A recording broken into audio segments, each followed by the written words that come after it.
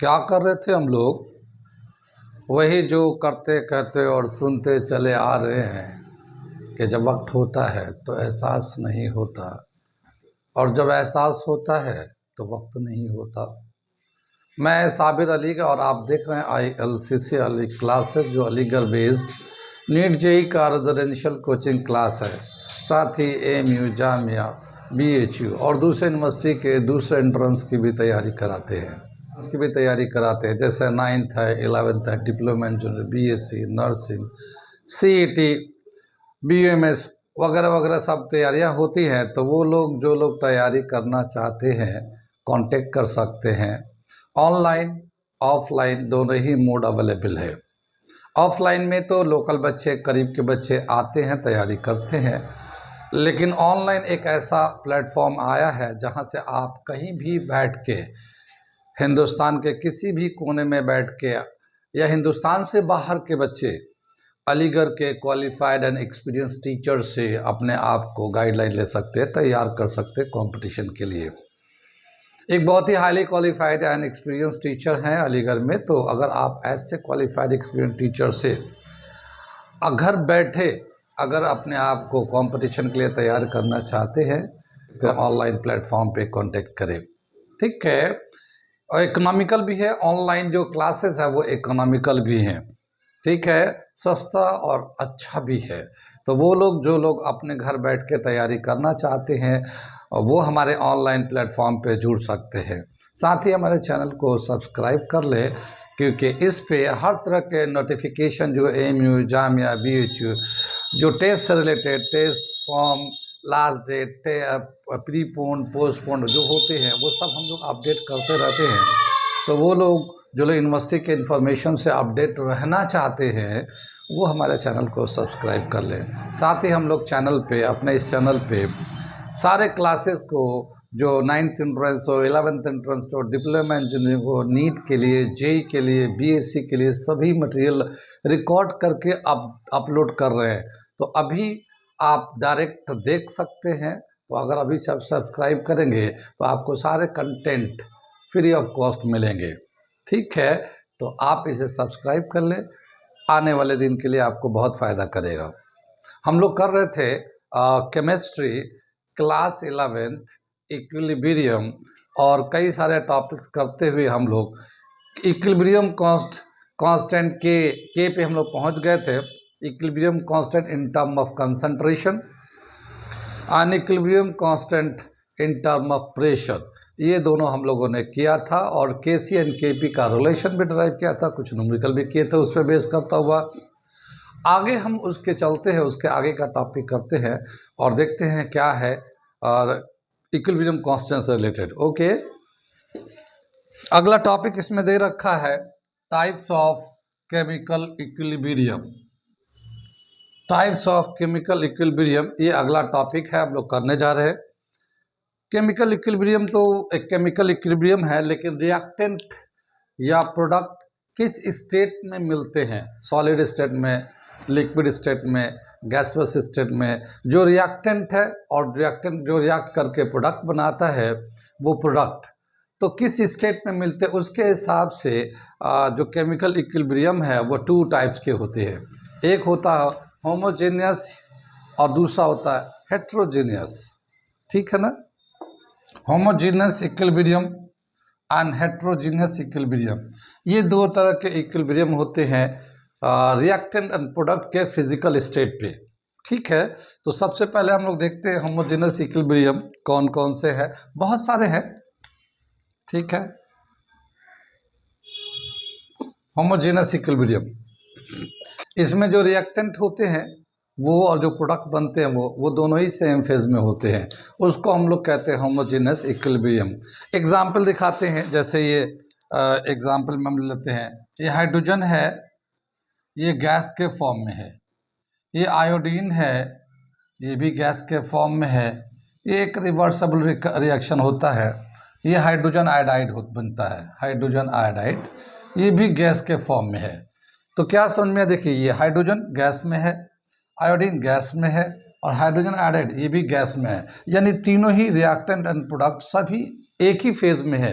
गैसलेस phase में है।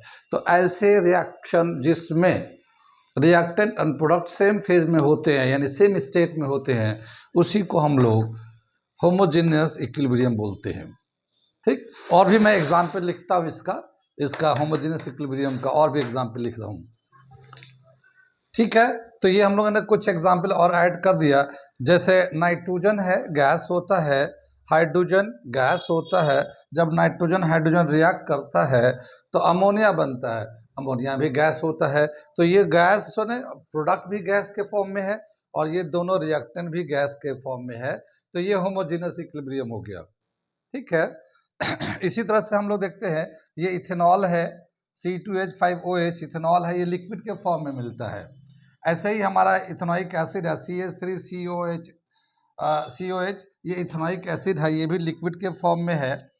और इनको जब हम लोग रिएक्ट कराते हैं तो इथाइल इथोनिएट, ये ईथर बनता है, ये लिक्विड होता है।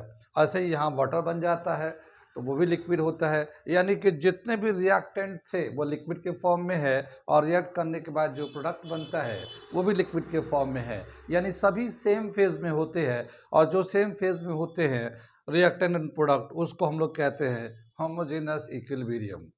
ठीक है। तो बहुत सारे हमारे रिएक्टेंट होते हैं, रिएक्शन होता है जहाँ पे reactant and product same phase में होते हैं। जिस फेज में रिएक्टेंट होगा उसी फेज में प्रोडक्ट भी आएगा। जैसे गैस में रिएक्टेंट है तो प्रोडक्ट भी गैस में बन रहा है, रिएक्टेंट लिक्विड में है तो प्रोडक्ट भी लिक्विड में बन के आ रहा है। तो ऐसे रिएक्शन को हम लोग होमोजेनियस रिएक्शन बोलते हैं। अब अगला जिद रखा है हेट्रोजीनियस रिएक्शन, हेट्रोजीनियस इक्विलिब्रियम, यानी ऐसा रिवर्सिबल रिएक्शन जिसमें रिएक्टेंट एंड प्रोडक्ट सभी सेम फेज में नहीं होते। कोई लिक्विड में होता है तो कोई गैस में होता है, अलग अलग फेज में मिलते हैं। तो मैं उसको पहले लिखता हूँ डेफिनेशन, और फिर उसके बाद एग्जाम्पल लिखता हूँ। मैं इसे मिटा रहा हूँ। ठीक है, क्या बताया हेट्रोजीनियस इक्विलिब्रियम? ये the reaction in which reactants and products are not in same phase at equilibrium, यानी वो रिएक्शन जिसमें जब रिएक्शन होता है और इक्विलिब्रियम आता है तो उस वक्त रिएक्टेंट एंड प्रोडक्ट्स सभी एक ही फेज में नहीं होते, अलग अलग फेज में मिलते हैं। तो ऐसे रिएक्शन को हम लोग, ऐसे इक्विलिब्रियम को हम लोग हेट्रोजीनस इक्विलिब्रियम कहते हैं। मैं एग्जाम्पल लिखता हूँ इसका। ये जैसे एक एग्जाम्पल हम लेते हैं कैल्शियम कार्बोनेट। कैल्शियम कार्बोनेट जो है ना सॉलिड के फॉर्म में एग्जिस्ट करता है, लेकिन जब हम लोग इसको हीट करते हैं तो ये डिसोसिएट होने लगता है, टूटने लगता है, और टूट के ये बनाता है कैल्शियम ऑक्साइड। ये सॉलिड के फॉर्म में आता है, पाउडर के सॉलिड के फॉर्म में रहता है, और साथ ही कार्बन डाइऑक्साइड भी बनता है, मगर ये गैस के फॉर्म में होता है। तो क्या देख रहे हैं कि यहाँ जो रिएक्टेंट है वो सॉलिड के फॉर्म में है, इधर जो दो प्रोडक्ट बन रहे हैं उसमें एक तो सॉलिड है, एक गैस के फॉर्म में है। तो ये अलग अलग स्टेट में आ रहे हैं, अलग अलग स्टेट में आ रहे हैं। ऐसे इक्विलिब्रियम जहाँ पे रिएक्टेंट एंड प्रोडक्ट अलग अलग स्टेट में आते हैं उनको हम लोग कहते हैं हेट्रोजीनस इक्विलिब्रियम। ठीक है, ये तो पहला एग्जाम्पल था। इस तरह के और भी बहुत सारे एग्जाम्पल है, मैं 2-3 और लिखता हूँ। ठीक है, ठीक है, ये दो एग्जाम्पल और हम लोगों ने ऐड कर लिया। जैसे ये वाटर है, वाटर जनरली जो लिक्विड फॉर्म में एग्जिस्ट करता है, लेकिन अगर हम लोग इसको थोड़ा हीट करें तो ये गैस बन जाता है, वेपर बन जाता है। और अगर हम लोग कूल करेंगे तो ये आइस बन जाता है, सॉलिड बन जाता है। ठीक है ना। तो यहाँ पे लिक्विड जो वाटर जो ना लिक्विड फॉर्म में था रिएक्टेंट के साइड में, और इधर प्रोडक्ट के साइड में जब हीट करते हैं तो ये गैस के फॉर्म में चला जाता है। तो ये स्टेट चेंज हो गया। ये एक एग्जाम्पल है हेट्रोजीनस इक्विलिब्रियम का। ऐसे ही यहाँ पे देखा रहेगा सोडियम बाइकार्बोनेट, ये सॉलिड के फॉर्म में रहता है, लेकिन जब इसको हीट करते हैं हम लोग तो ये डिसोसिएट हो जाता है और ये बनता है सोडियम कार्बोनेट, सॉलिड के फॉर्म में, कार्बन डाइऑक्साइड गैस के फॉर्म में, वाटर गैस वेपर के फॉर्म में होता है। तो इस तरह से देखा गया जो रिएक्टेंट है वो तो सॉलिड है, प्रोडक्ट में 3 प्रोडक्ट बन के है, मगर कुछ सॉलिड में है कुछ गैस के फॉर्म में है। ठीक है, तो ये अलग अलग स्टेट में मिलते हैं रिएक्टेंट एंड प्रोडक्ट, इसको भी हम लोग हेट्रोजेनस इक्विलिब्रियम बोलते हैं। कितनी बात समझ में आई? तो यहाँ तक क्या समझ में आया कि जितने भी रिएक्टेंट रिएक्ट करके प्रोडक्ट बनाते हैं उसमें कुछ तो ऐसे होते हैं जो सेम फेज में होते हैं, कुछ ऐसे भी होते हैं जो अलग अलग फेज में होते हैं। तो जो सेम फेज में है वो होमोजेनस हो जाते हैं, और जो अलग अलग फेज में हो तो वो हेट्रोजीनस हो जाते हैं। ठीक, ये तो हमारा एग्जाम्पल हो गया, होमोजेनस हेट्रोजीनस डेफिनेशन हो गया।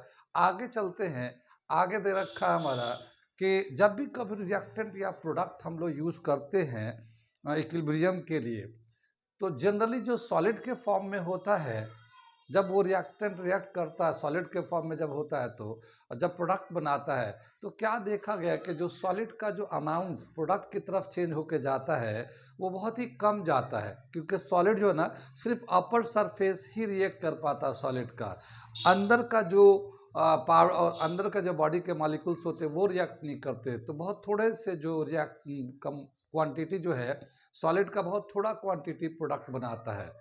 ठीक है, मैक्सिमम जो पार्ट है वो एज इट इज़ रह जाता है।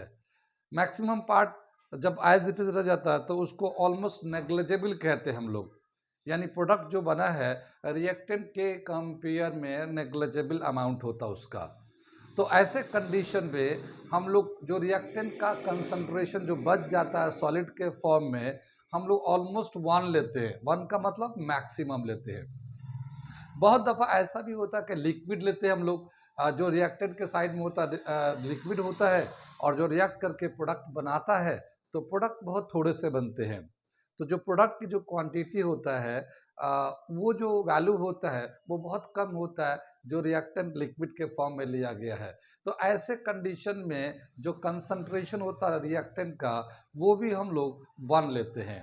तो कैसे लिखते हैं, कैसे उसको 1 लेते हैं जब इक्विलिब्रियम आता है, वो उसको हम लोग एक एग्जाम्पल से दिखाते हैं कि जो रिएक्टेंट का कंसंट्रेशन प्रोडक्ट का कंसंट्रेशन अगर स्टेट के हिसाब से कैसे हम लोग क्या लेते हैं। तो पहले मैं एक रिएक्शन लिखता हूँ, फिर मैं उसको बताता हूँ। ठीक है, कंसंट्रेशन, ये हमारा एक रिएक्शन दे रखा है, ये कैल्शियम कार्बोनेट है, ये सॉलिड के फॉर्म में है। ठीक है, और जब इसको हीट करते हैं तो ये डिसोसिएट होता है, ये बनाता है कैल्शियम ऑक्साइड जो सॉलिड होता है, और कार्बन डाइऑक्साइड ये गैस होता है। ठीक है, ये रिएक्शन एक रिवर्सिबल रिएक्शन है, दिखा रखा हम लोगों ने। और जब इक्विलिब्रियम कांस्टेंट के लिखते हैं, equilibrium constant in term of concentration, तो के लिखने का जो तरीका है product of concentration of products, यानी कि ये जो प्रोडक्ट बने हुए इनका हम लोग कंसंट्रेशन लेते हैं। तो ये कैल्शियम ऑक्साइड सॉलिड के फॉर्म में है, ये ले लिया कंसंट्रेशन। ये कार्बन डाइऑक्साइड ये गैस के फॉर्म में है, ये ले लिया। और ये प्रोडक्ट, ये होता है ना प्रोडक्ट मल्टीप्लाई, तो product of concentration of products, ये प्रोडक्ट का कंसंट्रेशन तो न्यूमरेटर में लेते ऊपर लेते हैं, और ये रिएक्टेंट का कंसंट्रेशन हम लोग नीचे लेते हैं। ये हमारा तरीका है लिखने का इक्विलिब्रियम। पहले हम लोगों ने लेक्चर में किया ये सब चीज़ें कैसे इक्विलिब्रियम को लिखते हैं। अब क्या बताया कि जब हेट्रोजीनस इक्विलिब्रियम होगा, हेट्रोजीनस का मतलब ये है कि रिएक्टेंट एंड प्रोडक्ट जो है ना अलग अलग फेज में होते हैं। तो क्या देखा गया, जैसे ये कैल्शियम कार्बोनेट है तो इसका जो बहुत थोड़ा सा अमाउंट जो है, जितना भी हम लोग लेंगे उसका बहुत थोड़ा सा अमाउंट जो है ना डिसोसिएट होकर हीट करने के बाद कैल्शियम ऑक्साइड कार्बन डाइऑक्साइड बनता है। ठीक है, तो इसका जितना है उसमें से बहुत थोड़ा सा जब प्रोडक्ट बन गया तो बाकी सब एज इट इज़ है। बाकी सब एज इट इज़ है तो इसका मतलब ये कहेंगे कि इसका जो मैक्सिमम कंसंट्रेशन बचा हुआ है प्रोडक्ट के कंपेयर में, और ऐसे कंडीशन में जब ज़्यादातर बचे हुए थोड़ा सा चेंज हुआ है तो हम लोग उसको 1 लेते हैं, मैक्सिमम 1 लेते हैं। तो इसका जो कंसंट्रेशन होगा सॉलिड का जो कंसंट्रेशन है इसका, या सॉलिड स्टेट में ये भी बना हुआ है कैल्शियम ऑक्साइड, ये भी सॉलिड स्टेट में है, तो इनका जो कंसंट्रेशन होता है हम लोग 1 लेते हैं। कितनी बात समझ में, इसका जो कंसंट्रेशन होगा हम लोग 1 लेंगे। जैसे ये concentration of calcium carbonate solid के फॉर्म में है, या फिर इसको 1 ले लेते हैं। ऐसे कंसंट्रेशन ऑफ कैल्शियम ऑक्साइड ये भी सॉलिड के फॉर्म में है, इसको भी 1 ले लेते हैं। तो जो हमारा सॉलिड में या ज़्यादातर एक्सेस में लिक्विड में है उनका कंसंट्रेशन हम लोग 1 लेते हैं, और अगर हम लोग यहाँ पे 1 डाले या वहाँ यहाँ पे 1 डाले तो के का जो वैल्यू होगा, के जो हो जाएगा हमारा concentration of CO2 carbon dioxide, यानी कितना कार्बन डाइऑक्साइड बना हुआ है वो उसी के क्वांटिटी को लेकर इक्विलिब्रियम कांस्टेंट के लिखेंगे। कितनी बात समझ में? ये तो कंसंट्रेशन के टर्म में है। अगर हम लोग Kp प्रेशर के टर्म में लेते हैं, जैसे ये गैस है ना, तो गैस का प्रेशर होता है, हम लोग पार्शियल प्रेशर के टर्म में भी लिखते हैं इक्विलिब्रियम कांस्टेंट को। तो यहाँ पे जो कंसंट्रेशन होगा CO2 गैस का कंसंट्रेशन जितना होगा वो लिया जाएगा ये, ठीक है ना। CO2 का जितना प्रेशर होगा, पार्शियल प्रेशर, ठीक, प्रेशर ऑफ CO2, ठीक है। इस तरह से हम लोग लिखेंगे PCO2, इस तरह से ले लेंगे हम लोग, तो Kp ऐसे लिखेंगे। कितनी बात समझ में? तो कहाँ से ये, अब यहाँ पे हम लोगों ने क्या समझा कि जब हेट्रोजीनस इक्विलिब्रियम आएगा तो जनरली जो सॉलिड होते हैं या एक्सेस क्वांटिटी ऑफ लिक्विड होते हैं तो उनका कंसंट्रेशन का जो वैल्यू लेंगे वो 1 लेंगे, और जो गैस के फॉर्म में रहता है उसी का कंसंट्रेशन हम लोग कंसीडर करते हैं, और के का या Kp का, Kc और Kp का रिलेशन लिखते हैं हम लोग, ठीक है। तो ये दे रखा हमारा लिखने का तरीका, कितना किसका कंसंट्रेशन लेंगे इक्विलिब्रियम में। आगे दे रखा हमारा यूनिट ऑफ इक्विलिब्रियम कांस्टेंट के, यानी ये के का यूनिट कैसे लिखेंगे, क्या होगा। तो अब हम लोग करने जा रहे हैं यूनिट ऑफ इक्विलिब्रियम कांस्टेंट के, ये मिटाते हैं। आगे दे रखा यूनिट ऑफ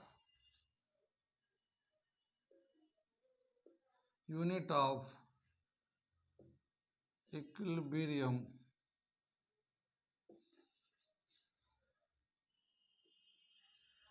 कांस्टेंट के, यूनिट ऑफ इक्विलिब्रियम कांस्टेंट के पहला दे रखा है when the number of moles of reactants and products are equal, then it is, that is K is unitless, it is unitless, or K has no unit।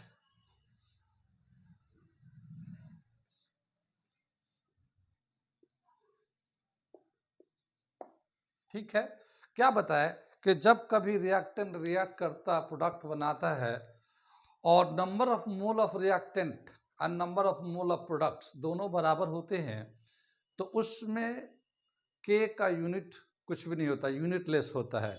अभी मैं example से बताता हूँ। वैसे हम लोगों ने जो कंसंट्रेशन लेते हैं वो मोलारिटी होता है, जो हम लोग जनरली जो कंसंट्रेशन लेंगे इक्विलिब्रियम के लिए वो होता है मोलारिटी। मोलारिटी का मतलब होता है मोल, जो यूनिट होता है मोल पर लीटर, मोल पर लीटर। तो अब हम लोग कुछ एग्जांपल देखते हैं जहाँ पे रिएक्टेंट का और प्रोडक्ट का जो नंबर ऑफ मोल्स है वो सेम होता है, तो उसको लिखते हैं, फिर उसके बाद देखते हैं इसको आगे, ठीक है। पहला लिखते हम लोग, ये नाइट्रोजन है, ये गैस है, ये ऑक्सीजन है, ये भी गैस है, ये दोनों रिएक्ट करेंगे और इस तरह से NO बनाएंगे, ये भी गैस का प्रोडक्ट होता है, और ये बैलेंस करेंगे तो 2 आ जाता है, ठीक है ना। तो ये एक एग्जाम्पल दे रखा है। यहाँ पे एक जो है ना नाइट्रोजन का जो एक कंसंट्रेशन आता है मोल पर लीटर, यहाँ पे 1 है मोल, जो ना नाइट्रोजन का 1 मोल है, ऑक्सीजन का 1 मोल है, दोनों मिलाएंगे तो 2 मोल हो जाएंगे। तो रिएक्टेंट के साइड में जो टोटल है वो 2 मोल्स आ गए। ऐसे ही प्रोडक्ट बनाता है NO, और यहाँ पे 2 है, तो इसका मतलब प्रोडक्ट का 2 मोल है। यानी इन दोनों का जितना number of mole of reactant है उतना ही number of mole of products है। यहाँ पे 1 मोल नाइट्रोजन है गैस, 1 मोल ऑक्सीजन गैस है, जब इसको रिएक्ट करता है 2 मोल नाइट्रोजन ऑक्साइड बनाता है ये, ठीक है। तो इसका यूनिट कितना होगा, यूनिटलेस होगा। अब हम लोग लिख के दिखाते हैं कि कैसे ये यूनिटलेस हो जाएगा। ये कितनी बात में जब इक्विलिब्रियम लिखेंगे, जब इस वक्त इक्विलिब्रियम आ चुका होगा तो इक्विलिब्रियम के टाइम में कंसंट्रेशन ऑफ प्रोडक्ट लिखते हैं। तो ये हमारा NO गैस हो जाएगा, ये कंसंट्रेशन लिख दिया। और ये जो पहले होता है ना कोफिशिएंट, ये पावर में चेंज होता है इस तरह से। ये तो प्रोडक्ट का हो गया। ऐसे हम लोग नाइट्रोजन रिएक्टेंट के साइड का लिखते हैं हम लोग, ये कंसंट्रेशन हो गया। और ये ऑक्सीजन O2, ये कंसंट्रेशन हो गया, इस पे 1 का पावर है, ठीक है। तो जो कंसंट्रेशन का यूनिट होता है मोल पर लीटर है ये तो ऊपर में जो है मोल पर लीटर लिखेंगे, इसका स्क्वायर कर देंगे, ठीक है। ये तो मोल पर लीटर होगा, इसका लिखेंगे मोल पर लीटर, एक बार पावर 1 का आ जाएगा। ऐसे ही मोल पर लीटर दूसरी दफ़ा लिख देंगे, मोल पर लीटर, ठीक है। तो ये मोल पर लीटर मल्टीप्लाई तो मोल पर लीटर स्क्वायर हो जाएगा।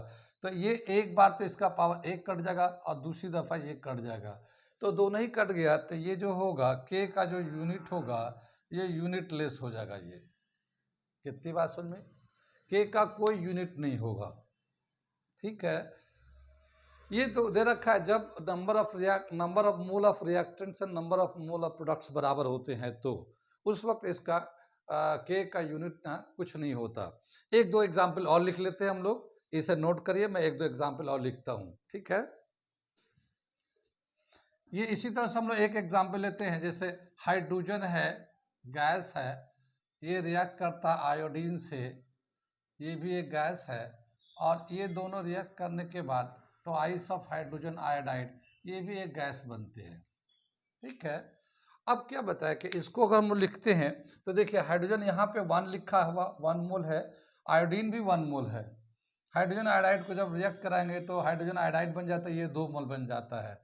तो जो इधर 2 मोल है, प्रोडक्ट के साइड में 2 मोल है और रिएक्टेंट के साइड में भी 2 मोल है। तो यहाँ पे जो के का यूनिट होगा वो कोई यूनिट नहीं होगा, यूनिटलेस होगा। लेकिन मैं लिख के दिखाता हूँ कैसे ये यूनिटलेस है, ठीक है। तो K is equal to product का कंसंट्रेशन लिखते हैं, हाइड्रोजन आयोडाइड गैस के फॉर्म में है, इसका जो कोफिशिएंट है ये पावर हो जाता है, ये इस तरह से। इसी तरह से यहाँ पे देखते हैं हाइड्रोजन आयोडाइड, इसका कंसंट्रेशन लेते हैं हाइड्रोजन का, यहाँ पे आयोडीन का कंसंट्रेशन लेते हैं इस तरह से। इसका आएगा मोल पर लीटर, इस पे स्क्वायर आ जाएगा। और ऐसे ही नीचे आएगा मोल पर लीटर, एक हाइड्रोजन का आ जाएगा और आयोडीन का भी मोल पर लीटर आ जाएगा। तो इससे मोल पर लीटर से इसका पावर 1 का खत्म हो जाएगा, दूसरे से ये भी कैंसिल हो जाएगा। तो यहाँ पे के का जो है, के का जो यूनिट होगा यूनिटलेस हो जाएगा। कितनी बात समझ में। ये एक एग्जाम्पल दे रखा है, इससे हम लोग देखते हैं और देखते हैं यहाँ पे इक्विलिब्रियम कांस्टेंट कितना आ रहा है, ठीक है। तो यहाँ पे देखिए जो आयरन है ये सॉलिड के फॉर्म में है, ये वाटर जो ना गैस के फॉर्म में, वेपर के फॉर्म में है। ये जब आयरन को वेपर से रिएक्ट करेगा तो ये आयरन ऑक्साइड Fe3O4 सॉलिड बन गया, ये plus 4 mole of hydrogen gas बन गया, ठीक। ये इक्विलिब्रियम अचीव कर लिया। अब इक्विलिब्रियम कांस्टेंट को अगर लिखना चाहते हैं तो कैसे लिखेंगे इक्विलिब्रियम, वो कांस्टेंट को मैं लिख रहा हूँ। तो K is equal to concentration of Fe3O4, ये सॉलिड के फॉर्म में है। फिर प्रोडक्ट का जो दूसरा है ये हमारा हाइड्रोजन है, ये हाइड्रोजन ये गैस के फॉर्म में है और इस पे 4 का कोफिशिएंट है तो ये 4 का पावर आ गया। इसी तरह से रिएक्टेंट में Fe आयरन जो है सॉलिड के फॉर्म में है, इसका कोफिशिएंट 3 है तो 3 का पावर लगा दिया। इसी तरह से ये वाटर जो ना वेपर के फॉर्म में है, गैस के फॉर्म में है, ठीक है। और इसके सामने जो कोफिशिएंट है 4 है, ये 4 लगा दिया। कितनी बात समझ में। तो ये तो हम लोगों ने लिखा इक्विलिब्रियम कांस्टेंट, ठीक। अब क्या बताया कि यहाँ पे जो है अलग अलग हेट्रोजीनस फेज में है, हेट्रोजीनस मतलब देखिए यहाँ पे जो रिएक्टेंट है सॉलिड भी है गैस भी है, यहाँ सॉलिड भी है गैस भी है। तो होमोजीनस हेट्रोजीनस हमने बताया था ना कि होमोजीनियस में रिएक्टेंट प्रोडक्ट सेम फेज में होते हैं, हेट्रोजीनस में दोनों ही अलग अलग फेज में होते हैं। तो यहाँ पे ये हेट्रोजीनस टाइप का रिएक्शन है ये।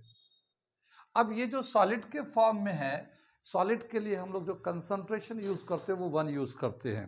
तो यहाँ पे जो सॉलिड के फॉर्म में है हमारा ये वाला टर्म है Fe3O4, आयरन ऑक्साइड जो है ना Fe3O4, ये सॉलिड के फॉर्म में है।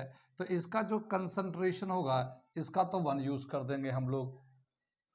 ऐसे ही और सॉलिड के फॉर्म में कौन सा, ये आयरन जो है सॉलिड के फॉर्म में है, तो Fe ये भी सॉलिड के फॉर्म में है।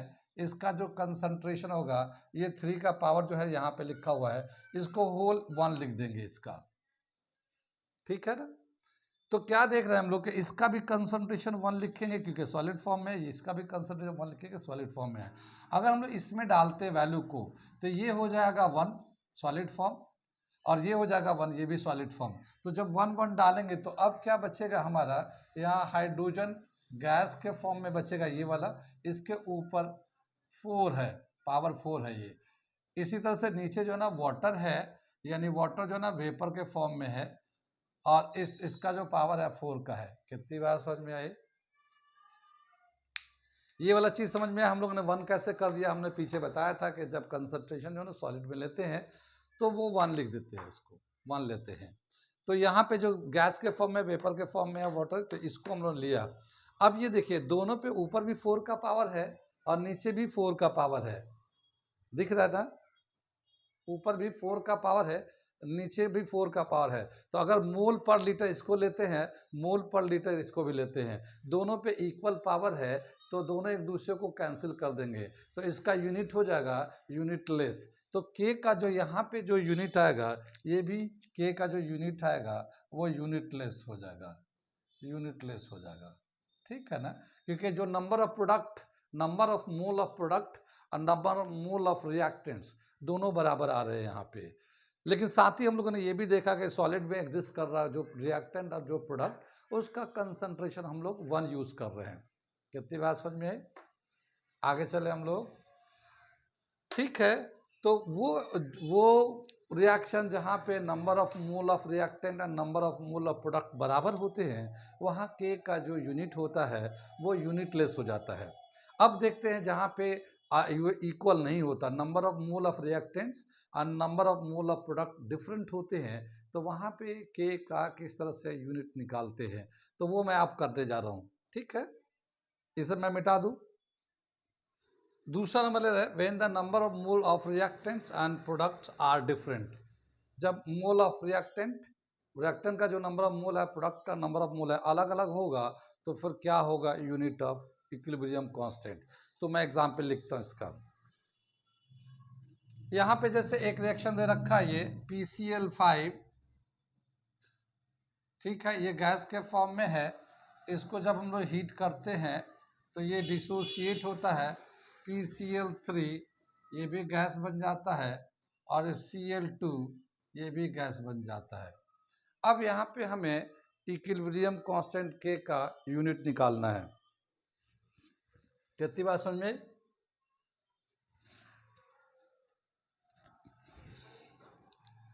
यहाँ देखिए रिएक्टेंट का जो नंबर ऑफ मोल है वो 1 है, तो रिएक्टेंट 1 मोल लिया, लेकिन जो प्रोडक्ट बना, 2 प्रोडक्ट बना है, तो PCl3 1 मोल बना है और Cl2 1 मोल बना है।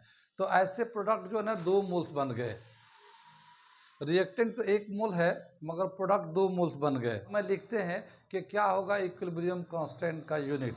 तो पहले तो इक्विलिब्रियम कांस्टेंट लिखते कैसे हैं वो मैं लिखता हूँ, फिर उसके बाद यूनिट लिखता हूँ। तो यहाँ पे लिखेंगे हम लोग के का जो लिखने का तरीका है, product of concentration of product, ये प्रोडक्ट में 2 बन गए, ये Cl2, ये इन दोनों को प्रोडक्ट कर दिया। ऐसे ही PCl5,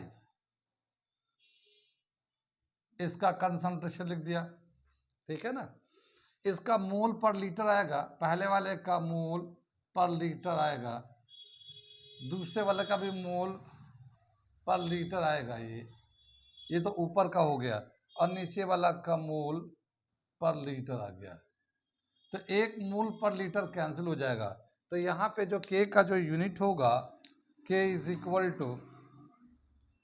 इक्वल टू मोल पर लीटर, ये इसका हमारा यूनिट हो जाएगा। यहाँ पे के का जो यूनिट होगा मोल पर लीटर होगा। कितनी बात समझ में आई? इसी तरह से मैं दूसरा एग्जाम्पल लेता हूँ दिखाने के लिए। ये एक दूसरा एग्जाम्पल लिया हम लोगों ने, ट्वाइस N2O5 गैस के फॉर्म में है। जब इसको डिसोसिएट करते हैं तो NO2 gas 4 mole of NO2 बनता है, और ये 1 मोल ऑफ O2 गैस बनता है। ठीक है, अब इसका देखना है कि इसका इक्विलिब्रियम कांस्टेंट कितना होगा। यहाँ पे जो है ना अलग अलग नंबर ऑफ मोल है। देख रहे हैं यहाँ पे 2 मोल ऑफ रिएक्टेंट है, मगर प्रोडक्ट में 4 मोल ऑफ NO2 बना, 1 मोल ऑक्सीजन बना, तो टोटल 5 मोल्स बने हैं। तो दोनों number of moles of reactant, number of mole of product बराबर नहीं है। तो यहाँ पे यूनिट होगा, के का यूनिट होगा, कितना होगा वो मैं लिख के दिखाता हूँ मैं। ठीक है, तो इक्विलिब्रियम कांस्टेंट के को जब लिखेंगे तो कंसंट्रेशन ऑफ प्रोडक्ट लिखेंगे, NO2 गैस है, इसके ऊपर जो है ना 4 का पावर लगा दिया, क्योंकि 4 मोल यहाँ कोफिशिएंट है। O2 गैस है, यहाँ पे 1 का ही पावर रहेगा। ये तो न्यूमरेटर में आ गया। N2O5 गैस है ये, और यहाँ पे जो है 2 ऊपर लगा दिया। ठीक है, कितनी बात समझ में आई? अब हमें इसका लिखेंगे मोल पर लीटर, मोल पर लीटर। ये तो कंसंट्रेशन है, 4 का पावर लिख दिया इसके ऊपर। इसी तरह से ऑक्सीजन पे मोल पर लीटर लिख दिया, और नीचे ले लेते हैं मोल पर लीटर, मोल पर लीटर, इस पे स्क्वायर लगा दिया, 2 का पावर लगा दिया। तो ऊपर में 5 है, 4 + 1 5 हो गया मोल पर लीटर, नीचे 2 है। जब डिवाइड करेंगे तो 2 तो कैंसिल हो जाएगा, तो 5 में से 2 जाने के बाद 3 बच जाएंगे। तो इसका जो यूनिट हो जाएगा मोल पर लीटर का क्यूब आ जाएगा, ऐसे मोल पर लीटर का, या फिर ऐसे भी लिख सकते हैं मोल क्यूब पर लीटर क्यूब, ऐसे भी लिख सकते हैं हम लोग। ठीक है ना, तो ये हमारा के का यूनिट हो जाएगा इस वाले रिएक्शन के लिए। कितनी बात समझ में आई? आगे चलते हैं, एक दो और एग्जाम्पल लेते हैं। लेकिन यही तरीका हमारा इक्विलिब्रियम कांस्टेंट का यूनिट निकालने का। अगर नंबर ऑफ रिएक्टेंट और नंबर ऑफ प्रोडक्ट का जो मोल है, मोल of reactants mole of product अगर बराबर होते हैं तो उसका तो कोई यूनिट नहीं होता, लेकिन अलग अलग होते हैं तो उसका यूनिट आता है। तो इसमें जैसे अलग अलग है तो हम लोग इसमें यूनिट आ रहा है। एक दूसरा रिएक्शन हम करके दिखाते हैं, ठीक है ना। आगे ये नाइट्रोजन है, ये गैस के फॉर्म में है। ये हाइड्रोजन है, ये भी गैस के फॉर्म में है। इसको जब रिएक्ट कराते हैं तो ये अमोनिया बन जाता है NH3, और इसको बैलेंस कर देते हैं। 2 नाइट्रोजन था तो 2 से मल्टीप्लाई नाइट्रोजन, 6 हाइड्रोजन हो गया, तो 6 को हमने यहाँ 3 लिख के बैलेंस कर दिया। तो ये हमारा एक बैलेंस इक्वेशन हो गया, जहाँ पे नाइट्रोजन जो है गैस के फॉर्म में, हाइड्रोजन गैस के फॉर्म में है, प्रोडक्ट जो है ना अमोनिया, ये भी गैस के फॉर्म में है। तो ये होमोजेनियस इक्विलिब्रिया है। अब हम लोग इक्विलिब्रियम कांस्टेंट का वैल्यू लिखने जा रहे हैं। तो इक्विलिब्रियम में हम लोग के का जो रिलेशन लिखेंगे, कंसंट्रेशन ऑफ प्रोडक्ट। ठीक है, ये हम लोग कंसंट्रेशन लिख दिया, यहाँ पे 2 कोफिशिएंट है तो पावर लगा दिया 2 का। यहाँ नाइट्रोजन है, ये भी गैस के फॉर्म में, इसका कंसंट्रेशन लिख दिया।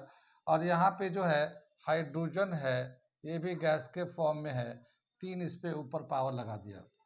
ठीक है, अब क्या देखते हैं कि यहाँ पे जो अमोनिया है इसका जो कंसंट्रेशन है, इसको मोल पर लीटर लिख दिया, और इस पे जो है ना 2 का पावर, तो 2 का पावर लगा दिया।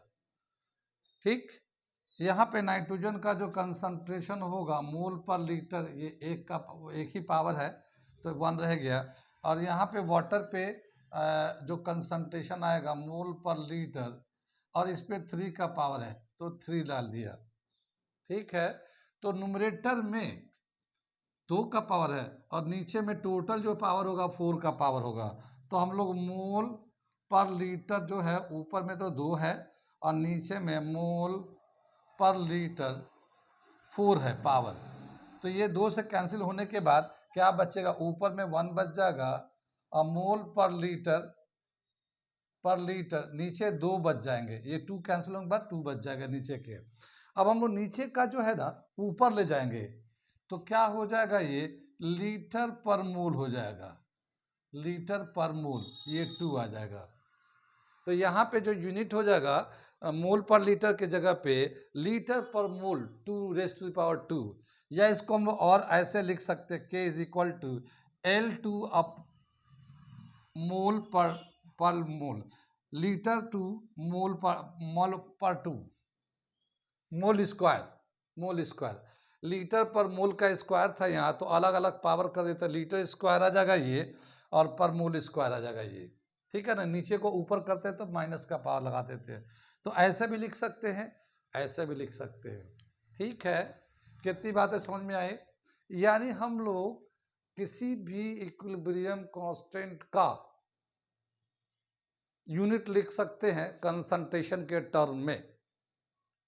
जिस तरह से हम लोग कंसंट्रेशन के टर्म में लिख रहे हैं लीटर मोल पर लीटर, उसी तरह से हम लोग प्रेशर के टर्म में भी लिख सकते हैं, प्रेशर के टर्म में भी लिख सकते हैं। जैसे ये हमारा रिएक्शन दे रखा है, हम लोग कंसंट्रेशन में इक्विलिब्रियम कांस्टेंट का ये यूनिट लिख रहे हैं, अगर हम लोग इसी को प्रेशर के टर्म में लिखते हैं तो कैसे लिखते हैं, तो पहले इसे नोट कर लीजिए और उसके बाद में इसी को प्रेशर के टर्म, पार्शियल प्रेशर के टर्म में कैसे लिखेंगे। जिस तरह से हम लोग कंसंट्रेशन को लिखते आ रहे हैं उसी तरह से पार्शियल प्रेशर के फॉर्म में भी लिख देंगे। तो इसे नोट कर लीजिए, इसे मैं मिटा के इसको पार्शियल प्रेशर के फॉर्म में भी लिख देता हूँ कि अगर प्रेशर के टर्म में यूनिट लिखना हुआ इक्विलिब्रियम कांस्टेंट का तो क्या होगा। यहाँ तक नोट कर लिए, मैं मिटाऊंगा। प्रेशर के टर्म में अगर लिखाते हैं तो देखिए ये भी गैस है, ये भी गैस है, ये भी गैस है, तो सबका पार्शियल प्रेशर होगा। जिस वक्त ये इक्विलिब्रियम सिस्टम में इक्विलिब्रियम होगा उस वक्त इसका भी प्रेशर होगा, नाइट्रोजन का पार्शियल प्रेशर होगा, हाइड्रोजन का पार्शियल प्रेशर होगा, और ये अमोनिया जो बना होगा उसमें सब एक साथ है, तो उस वक्त उसका पार्शियल प्रेशर सबका कंट्रीब्यूशन होगा इक्विलिब्रियम के वक्त। कितनी बात में प्रेशर का जो यूनिट हम लोग यूज़ करते हैं एटीएम, एटमॉस्फेरिक प्रेशर को एटीएम लिखते हैं। तो जिस तरह से हम लोगों ने ये कंसंट्रेशन का लिखा है इसी तरह से हम लोग प्रेशर का भी लिखते हैं, सेम तरीका है। वहाँ सिर्फ यूनिट जो है ना प्रेशर लेते हैं, एटीएम प्रेशर लेते हैं। तो ये हमने इक्विलिब्रियम का लिख दिया है और यहाँ पे इसको लिख देते हैं केपी, ठीक है ना, इक्विलिब्रियम कांस्टेंट, ठीक है ना, व्हेन प्रेशर इज टेकन, ठीक है ना।